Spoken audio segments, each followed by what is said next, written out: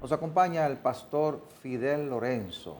Él es presidente de la Fundación Equidad y Justicia Social, pero además ha presentado recientemente un libro titulado Levantando Piedras, ¿verdad? O Levantando la Piedra. Interesante la participación de Fidel Lorenzo porque es un hombre vinculado a la iglesia evangélica, es pastor de muchos años, pero además trabaja muy de cerca con la gente. Lo hemos querido invitar para analizar los problemas del país. Pastor, bienvenido a Espejo 360. Gracias por recibirme en su casa hoy.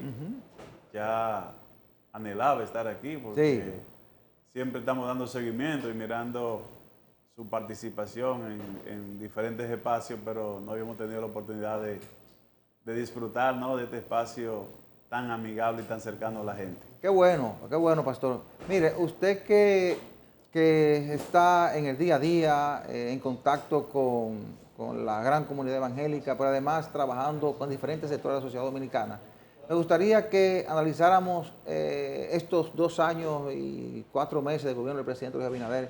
¿Cómo evalúa usted esta gestión de gobierno? Mira, todo el mundo sabía que Luis Abinader iba a tener un tiempo difícil. Sí. Yo incluso llegué a pensar que él iba a tener como lo inverso al gobierno de Hipólito Mejía. Que los primeros 2 años de Hipólito Mejía fueron 2 años excelentes, buenísimos. Y los últimos 2 años, eso fue una catástrofe Terrible. que incluso no pudo reelegirse.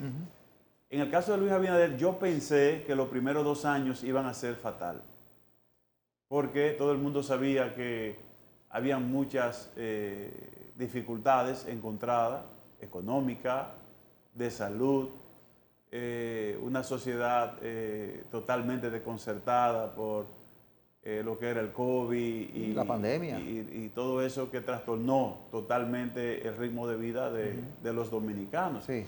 Y eso se prevenía que iba a haber una crisis económica sin precedente en la historia de la República Dominicana. Pues a mí me parece que el gobierno ha manejado muy bien esos fenómenos que pensamos tal vez que en principio debió socializar más la situación en la que encontró el país con los diversos sectores, porque el dominicano es de memoria muy corta. Sí. Y se le olvida rápidamente las cosas. O sea, además con estos gobiernos que también son muy populistas y viven anunciando, aún en medio de la crisis, se están anunciando cosas que muchas veces ni siquiera el pueblo le está pidiendo. Y yo creo que Luis pudo darse el lujo de cumplir los primeros 2 años bajo estricta medida de austeridad. Y ha salido bien, ¿verdad? Y el pueblo lo iba a aceptar bien, Ya. porque el pueblo sabía que no había dinero. Bueno, todavía hay desafíos porque luego vino la invasión de Rusia a Ucrania que agravó un poco más la situación. Bueno, y hay temas aquí en el país, por ejemplo, la inseguridad ciudadana sigue siendo un tema pendiente. ¿Cómo ve usted el asunto de la inseguridad ciudadana? ¿Cómo lo está enfrentando el gobierno? Mira, el presidente desde el primer momento ha tenido toda la intención de cambiar la página en cuanto a la seguridad ciudadana. Y a mí me consta porque aquí nadie se había atrevido a llamar a una reforma profunda de la policía. Y con ese plan de transformación y modernización de la policía, el presidente asumió renunciar a toda esa corrupción que tradicionalmente ha imperado allí en la policía. ¿Está en marcha? ¿Cree usted que dará resultados? Mira, está en marcha, va a ser lento y si no se interrumpe va a dar resultados. Yo pienso que si se siguen las recomendaciones, los pasos que se han dado, dentro de 10 o 15 años podríamos tener una policía diferente, cercana a la gente, amigable, respetuosa de los derechos humanos y que pueda tratar al individuo con dignidad. Y digo eso porque el presidente Luis Abinader se atrevió a desafiar, tiró para la calle a miles de miembros de alto rango de la policía. Bueno, hizo un compromiso en campaña. Y durante la campaña él hizo el compromiso de enfrentar la situación. y él ha mantenido su compromiso. O sea, mire, yo creo que aquí todos los gobiernos se han beneficiado de la corrupción de la policía. O sea, es compartido. O sea, ahí en la policía mandan los empresarios, mandan los políticos y manda la policía. O sea, son 3 sectores. ¿Y usted cree que este gobierno romperá con eso? Este gobierno renunció por lo menos a su parte como poder ejecutivo. O sea, él dijo, a mí no me interesa. ¿Y es suficiente con eso? Es el primer paso. Ya. Porque si el Poder Ejecutivo apaña la impunidad de una corrupción tradicional incrustada en ese órgano, ¿quién más puede? Es difícil. Entonces, por primera vez se ordena una auditoría externa a la policía, en toda la historia de la policía. No se pudo completar, pero estuvo la intención. ¿Por qué? Porque el mismo cuerpo policial frenó a la Cámara de Cuentas y no entregó todo lo que se le pidió. Pero ellos avanzaron bastante. Por primera vez se manda a hacer una evaluación de rendimiento, como manda la ley. Y por primera vez se promulga el reglamento de ejecución de la ley, que una ley ya casi con 15 años aprobada y no entraba en ejecución. Faltan muchos reglamentos por aprobar y poner en ejecución que le corresponde al Consejo Superior de la Policía, ya no al Poder Ejecutivo. Entonces, con meter ahí, por ejemplo, a Roberto Santana a coordinar la parte educativa y hacer una reingeniería en toda la formación de la policía y meter a gente como Muquien Sanben y un equipo de primer orden, es una señal de que se quiere transparentar y que se quiere mejorar. A mí me parece que quien nos ha engañado a nosotros es la misma policía. ¿Y por qué? Porque cuando nosotros hicimos el seminario, usted se acuerda de un seminario que se hizo en el Ministerio de Relaciones Exteriores, que vino la policía de España, Colombia, Panamá, Chile, México, Estados Unidos. Nosotros pensábamos que más del 80% de los policías de alto rango estaban de acuerdo con la reforma policial. Pastor, yo tengo una inquietud. Yo vengo de familia cristiana. Mis abuelos eran cristianos, mis padres también. Yo fui educado en el mundo cristiano. O sea, y yo un hombre cristiano. Sí, claro, sí. Y yo, claro, porque eso era lo tradicional en nuestra época. Y yo observo... Instruye al niño en su camino. Exactamente. Yo observo en los tiempos actuales que hay como un proactivismo del mundo cristiano involucrándose en el mundo político, en todas las vertientes, no solo porque la Biblia es un dechado de justicia social. Eso está ahí. El obrero ha ido de su salario, no juzguéis para que no sea juzgado con la misma. Todas esas cosas no las conoce. Pero uno ve que hay incluso hasta hombres de Dios y mujeres de Dios que se ven involucrados hasta en actos de corrupción. Entonces uno ve que, por ejemplo, en el caso de el Salmo 101, 107, que dice que no morará en mi casa quien cometa fraude. Y hay otros llamados también. Pero a mí el que más me llama la atención es Juan 18, en el interrogatorio que le hacía Pilato a Jesús, que le decía, ¿verdad? Que ¿por qué no vienen a salvarte tus? Y él dice, no, mi reino no es de este mundo. Y eso a mí me impactó cuando yo veo de todas las denominaciones, no solamente cristianas, como sabemos nosotros, sabemos los protestantes, sino el católico y de otros, ortodoxos, etcétera, que siempre están influyendo en la vida política y trazando pautas. Entonces yo le pregunto, ¿usted cree que es correcto que el cristiano participe activamente en la vida partidaria política? ¿Cómo usted enfoca eso como cristiano y como un hombre conocedor de lo social también? Esa es mi pregunta. Mire, ojalá que hubiesen más cristianos, pero cristianos de verdad, y que sean más intencional y más proactivos. Exacto. Porque eso que usted plantea es la realidad. O sea, la corrupción es endémica de la cultura dominicana. Hay corrupción en la iglesia, hay corrupción en el gobierno. Claro.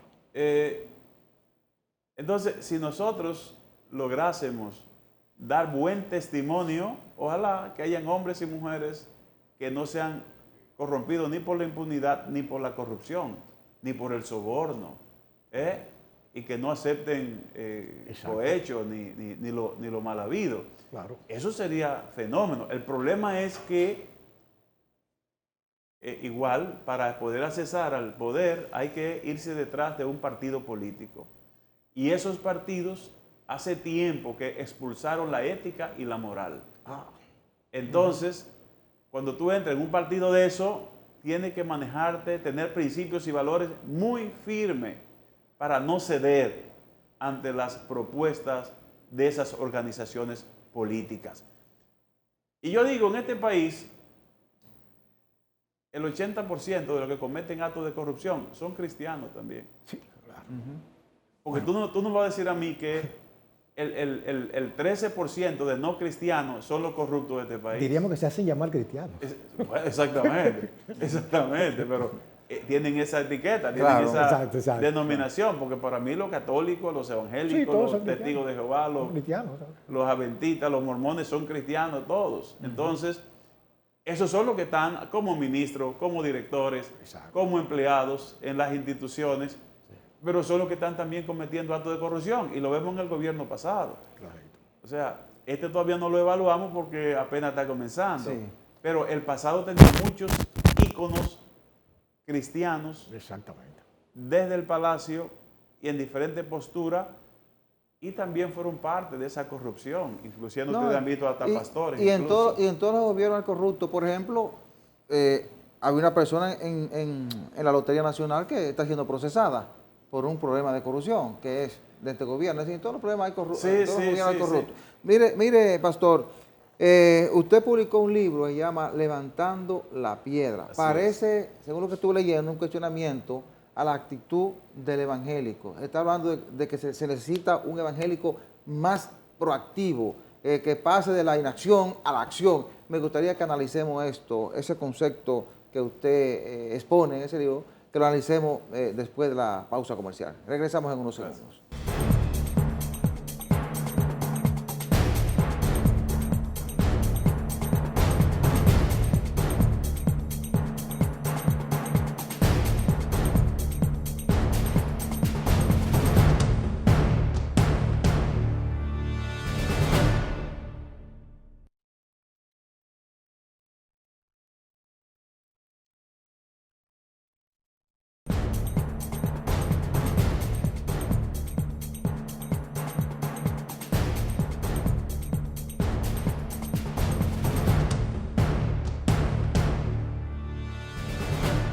Gracias por continuar con nosotros. Permítanme recordarles que Farmacia Patricio es la principal red de farmacias en Santo Domingo Este.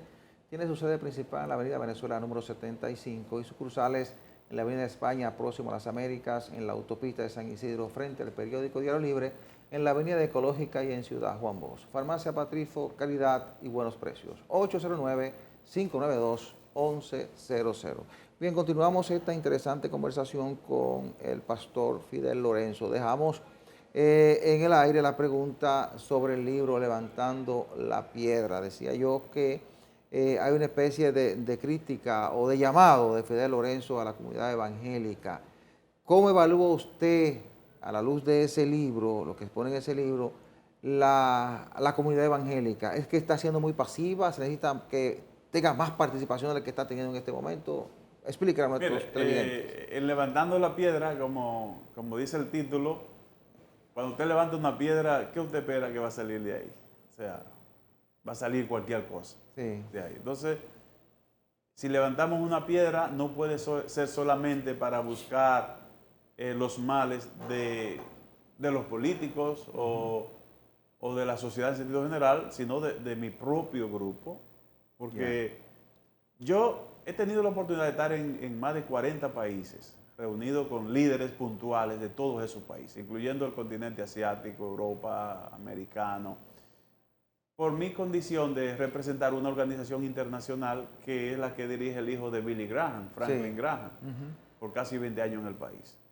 Eso me llevó a interactuar con líderes de Egipto, de Corea, de cualquier parte del mundo, pero me di cuenta que en América Latina y básicamente en Occidente, el Evangelio es un fraude. ¿Qué? Sí. Está muy comercializado. Hay mucha religiosidad y poco contenido en cuanto a desarrollar una teología que tenga impacto social. Explique bien eso del fraude. Bueno, yo le voy a poner a usted 3 casos. Brasil, México y Honduras están entre los 3 países del continente americano con mayor población cristiana. En un solo día, en México, hay más asesinatos que en un año completo en Afganistán. ¿O no? Así es. Y son cristianos. ¿Verdad que sí? Honduras está entre los 4 países más cristianos del continente o de la región y tiene la ciudad más violenta. O sea, tiene los mayores niveles de violencia. Entonces, yo lo que estoy diciendo es que ese evangelio no está provocando una transformación de la sociedad. Entonces, ¿quiénes se revisan? Las iglesias. Tiene que revisarse el contenido de nuestra teología. Nuestra teología no está dando en el punto. Bueno, debe hacerla esa revisión la iglesia, ¿verdad? Claro o las que sí. iglesias, Claro, ¿verdad? claro. Todas, Claro, la evangélica, claro. la Sí, católica. Sí, porque estamos todos en el mismo paquete. O Ya. sea, no es un asunto exclusivo de la iglesia evangélica.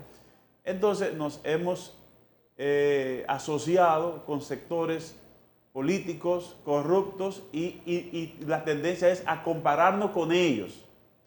Y como nos vemos un poquito mejor que ellos, pensamos que estamos bien, pero estamos mal. Pastor, O sea, yo quiero, sí, precisamente, que no se me vaya ese punto ahí que usted tocó, que es neurálgico, que ustedes tocaron. Sí. Entonces, la pregunta mía es la siguiente. ¿Cuál es su opinión sobre el Estado? Hay 2 opciones, el Estado confesional, el Estado laico. Entonces, usted entiende, porque fíjese que está la libertad de expresión, la libertad de culto. Entonces, una persona puede creer en lo que quiera. Y eso creo que hasta la misma Biblia lo contempla. Dice, bueno, usted tiene lo que llama libre albedrío. Ahora, usted tiene que ser responsable de las consecuencias de su accionar. Pero, ¿usted cree en el Estado confesional o el Estado laico? La República Dominicana es un estado, como dicen ustedes los intelectuales, sui generis, porque es laico y es confesional. Y ahí José María dice, pero ¿cómo así? Sí, es confesional. ¿Por qué razón es confesional? Porque la misma Constitución Dominicana establece que los acuerdos internacionales tienen categoría constitucional. ¿Verdad que sí? Sí, Y nosotros tenemos un acuerdo del año 1954, sí, claro. que fue rubricado Concordato. por el presidente Rafael Leónidas Trujillo, y hasta este momento ni se ha revisado ni se ha derogado. Escúcheme un momentito Y la iglesia ahí. evangélica ha estado pidiendo la revisión. No, pero, Claro, no, sí. no, un momentito. Yo quiero aclarar algo. Yo como abogado, Sí. y me gusta investigar la Sí, historia. sí. Ese concordato fue declarado inconstitucional precisamente en la era de Trujillo. Lo que pasa es que aquí se es selectivo. Cuando se trata de cosas de Trujillo, se es selectivo. Solamente se saca lo que conviene.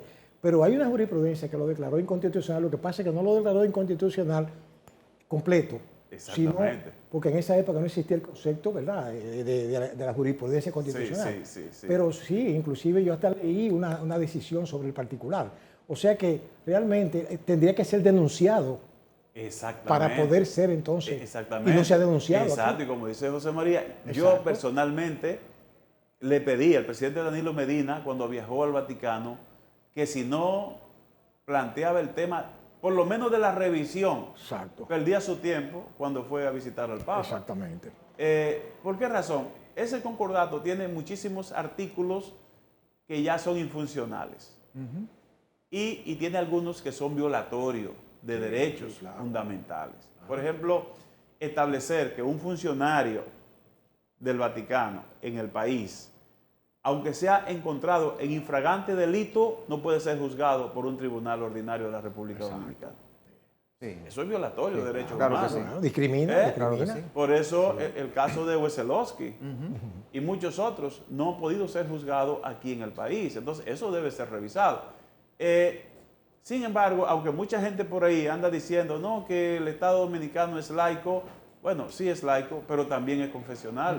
Si así no fuera, el presidente de la República no asistiera al Te Deum cuando toma posesión.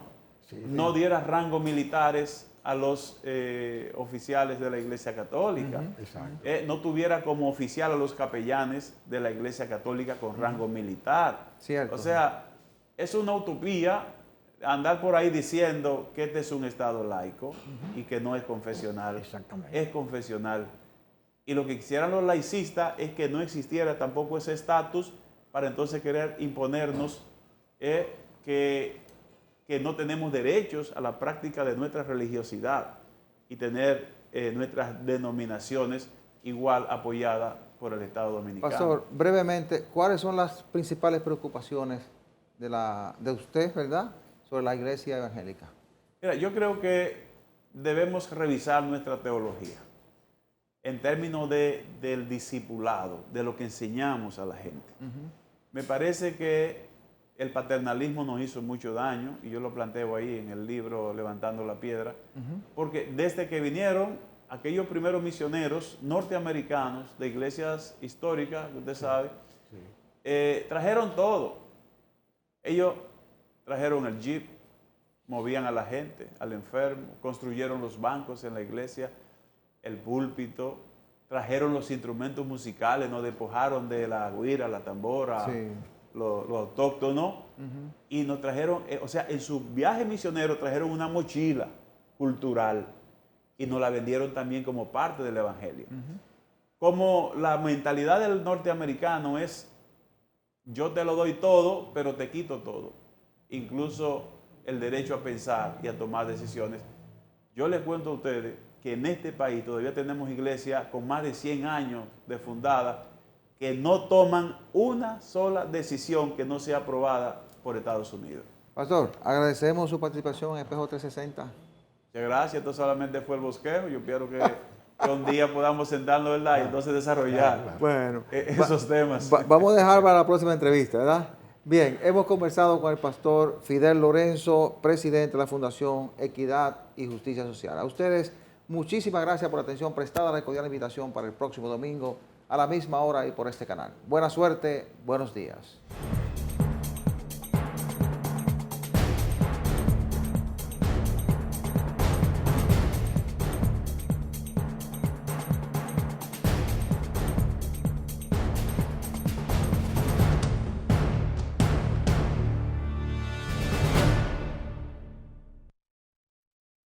Soy Espinosa. Yo me de allá. ordené en la iglesia